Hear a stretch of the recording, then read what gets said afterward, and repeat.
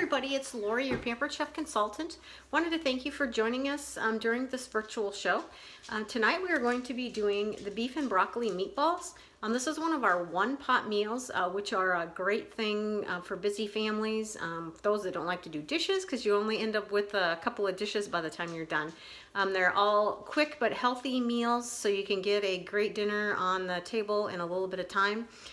This one's got a lot of vegetables in it. We're going to hide some of the vegetables, so if you have some family members that aren't keen on those, they may love this recipe and not even know that they're in there. So we're going to go ahead and get started.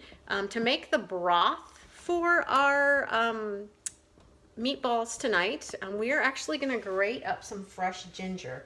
For those of you that have never seen fresh ginger before, this is what it's going to look like when you purchase it at the store. And then I went ahead and already peeled the piece that we're going to be using tonight. And I'm doing that with our microplane grater. I've got it so it's going to be setting out flat on top of the bowl. It's the handle that's movable on this, so you just put your thumb against the side for bracing. All the way flat, collapses it out like this, makes it a so you can grate like onto a cutting board, or all the way out like what we're going to do is going to go right on top of the batter bowl tonight.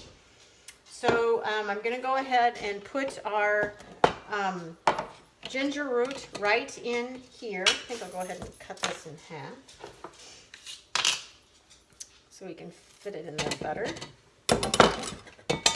And then the little tool that comes on the top is just what works to press it down. And then just with a little bit of pressure, it's actually grinding my ginger right in there. And this recipe calls for 1 to 2 teaspoons. So we're just grinding it up and it's collecting on the back. So we'll just take this and see how much we have here. So far we've got about a teaspoon of it, so we'll just go a little bit more. When I was in the grocery store this morning, one of the grocery stores did not have fresh ginger. So I picked up this tube of ginger, which would work great in a pinch. But this tube of ginger cost me $2.40. Plus it has some preservatives in it to help keep it fresh. It's got some extra added salt, some glycerin, and some things that I can't pronounce. So if at all possible, it's best to use the fresh ginger. It's just going to give you a lot more flavor for your recipe. The microplane grater that I'm using to grate the ginger with, it's got a lot of great uses it can be used for.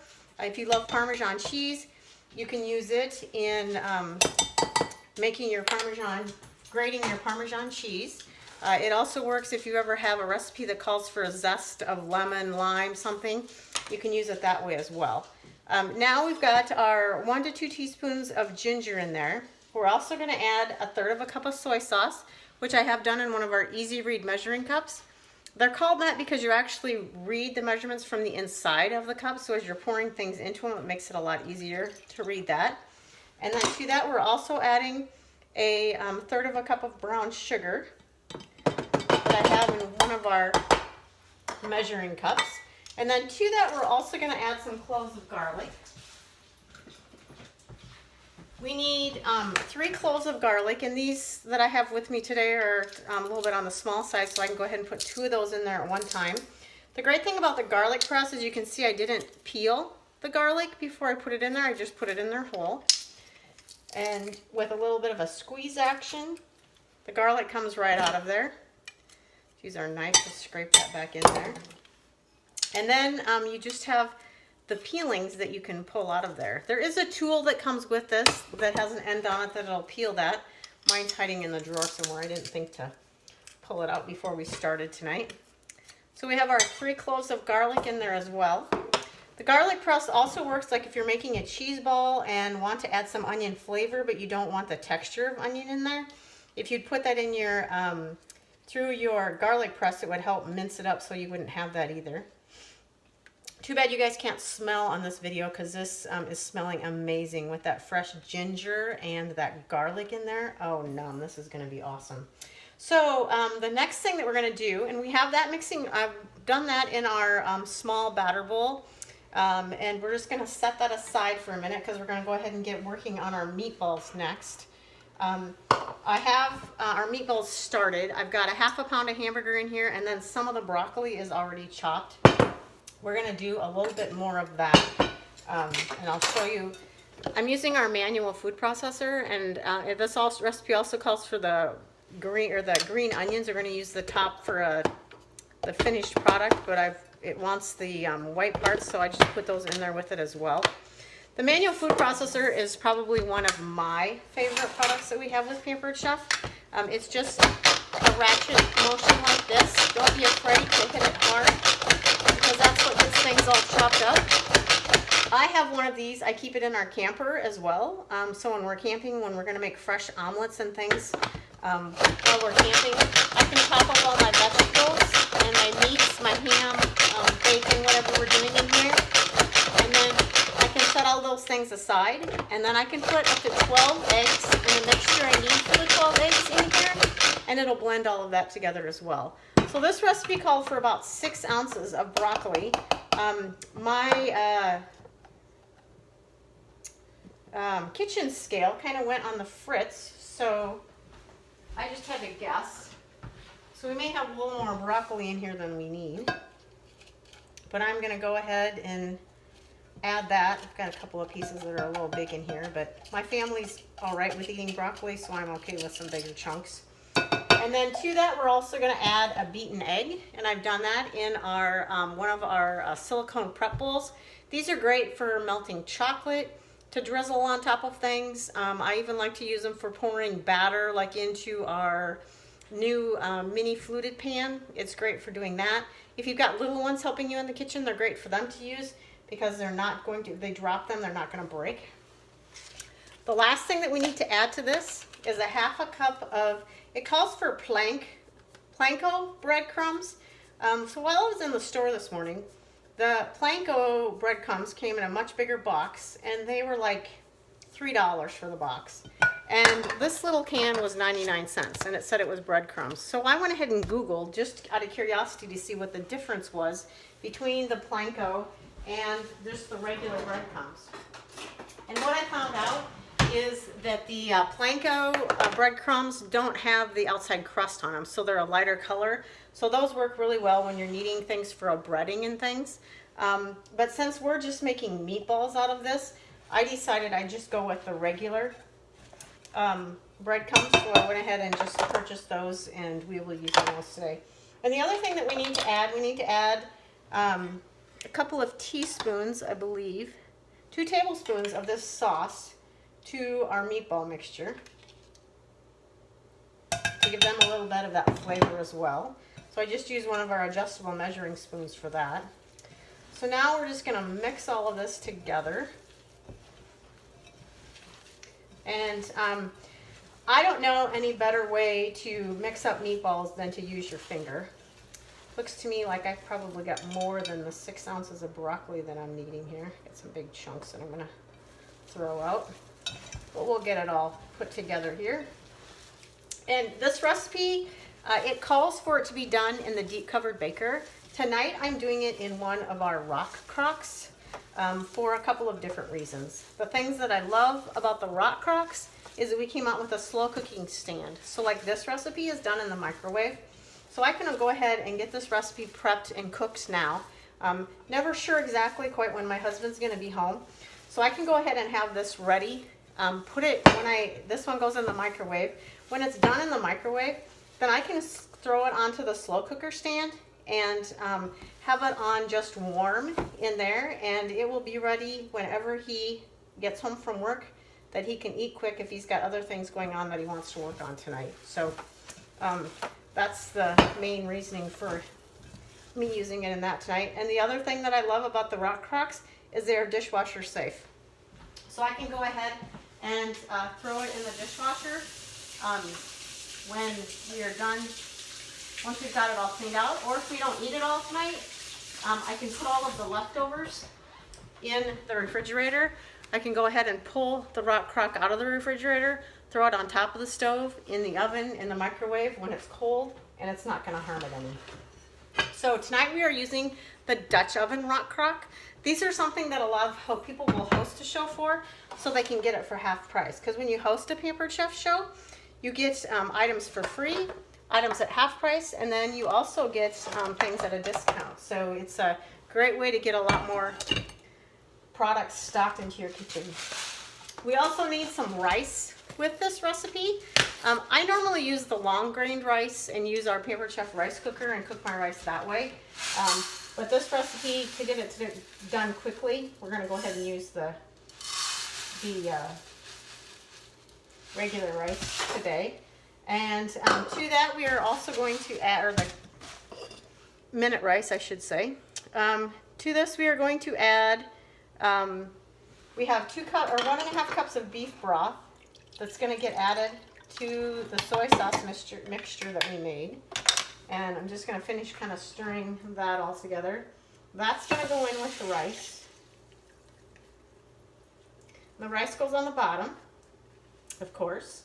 And then we will just make up some meatballs, set those on the top. And then, like I said, this is going in the microwave to cook. Kind of the difference between using the deep covered baker or using the rock crocks, it really all just kind of depends on what kind of a cook that you are. We're using the medium sized scoop to make our little meatballs to just put on top of the rice mixture here. Because the deep covered baker is a great vessel for cooking in as well, but it can only be used a couple of places. It can be used in the oven and it can be used in the microwave. So if you were a person that liked to prep your meals in advance, you'd want to be looking at the rock crocks, because you can prep your casserole or your recipe in the rock crock, throw it in the refrigerator, and then when you come home the next night, like I said, it can go straight on top of a hot stove. It can go into the microwave. It can go on top of the stove. So if you had made a roast in it, you can go ahead and pull the roast out and then put it on top of the stove to make your gravy. I made chili yesterday, browned all of the hamburger in it, got all of my ingredients for my chili in there, got it to a rolling boil on top of the stove, and then I put it on the slow cooker stand for about 3 hours on low, and supper was ready in no time at all. I could do it on high for a shorter period of time as well.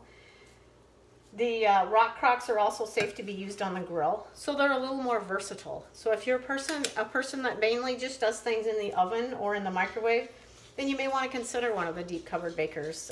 If you're kind of a cook that does a little bit of everything, then you're going to be more likely to be able to use the rock crock for more practical use in your kitchens. I am so in love with these rock crocks because they are so versatile. I love the fact that I can get the meal prepped ahead of time, have it in the refrigerator, and pull it out and put it on all of those hot surfaces and not have to worry about anything happening to it. And as I said, they're also dishwasher safe. So we are using the Dutch oven rock crock tonight. There's also an everyday, which is a 2.5 quart rock crock, and that one will fit into the slow cooker stand as well.